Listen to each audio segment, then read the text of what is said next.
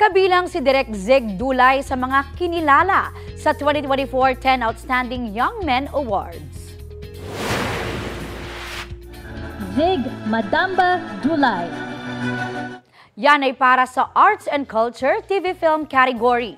Si Zig ang direktor ng back-to-back MMFF Best Picture films na Green Bones at Firefly.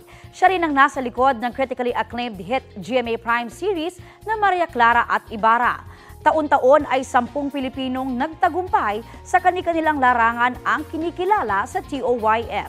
Kaya naman malaking bagay para kay Zig ang nasabing award. Ang sarap sa pakiramdam na hindi yung nakakakuha ka ng tagumpay tapos alam mong hindi lang ito natatapos para sa sarili lang kundi para sa ibang tao, para sa mas nakararami. Tatanggapin mo yung award hindi lamang para sa iyong sarili kundi para sa mga tao na sa paligid mo, para sa GMA, para sa UP Baguio, para sa pamilya ko sa Santiago.